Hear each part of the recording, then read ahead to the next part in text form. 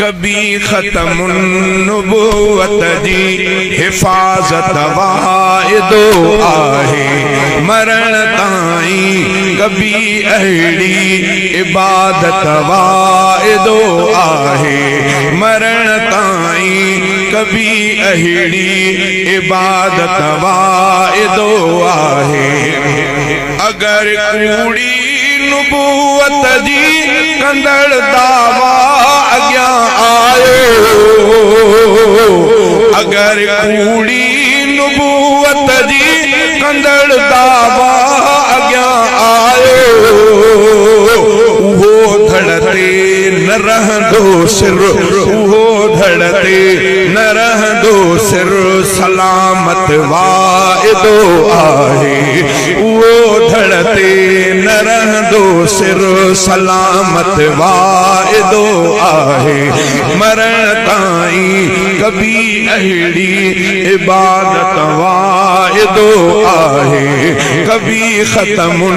नबूवत जी हिफाज़त वाइदो आहे अगर सियासत जे सियाणप सां हरफ आयो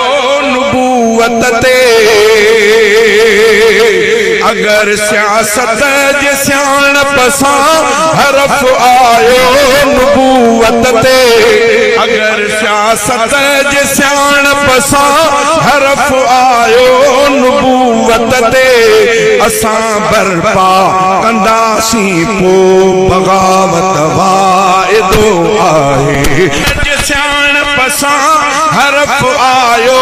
नबूवत ते असां बर्पा कंदासीं पोइ बग़ावत वाइदो आहे असां बर्पा कंदासीं पोइ बग़ावत वाइदो आहे मरण ताईं कभी अहिड़ी इबादत वाइदो आहे मोहम्मद मीर दुनिया में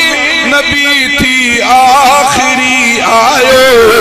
मोहम्मद मीर दुनिया में नबी थी आखिरी आयो कबर ताईं इहा मनबी रिसालत वाइदो आहे कबर ताईं इहा मनबी रिसालत वाइदो आहे इमामुल अंबिया सरदार वा सारे जहान जो इमामुल अंबिया सरदार वा सारे जहान जो संदन दिल में सदा रहंदी इमामत वाइदो आहे मरण ताईं कभी अहिड़ी इबादत वाइदो आहे कभी ख़त्म नबूवत जी हिफाज़त वाइदो आहे मुहम्मद जे नबूवत ते अगर हमला रहा जारी मुहम्मद जे नबूवत ते अगर हमला रहा जारी शरारत सां बुढ़ी पवंदी शराफत वाइदो आहे शरारत सां बुढ़ी पवंदी शराफत वाइदो आहे मरण ताईं कभी अहिड़ी इबादत वाइदो आहे मुहम्मद जे नबूवत जे अगर सोहराब पहरे में मुहम्मद जी नबूवत जे अगर सोहराब पहरे में जॾहिं मिलंदी खिली वठबी जॾहिं मिलंदी खिली वठबी शहादत वाइदो आहे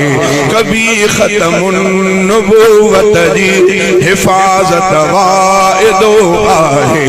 मरण ताईं कभी अहिड़ी इबादत वाइदो आहे।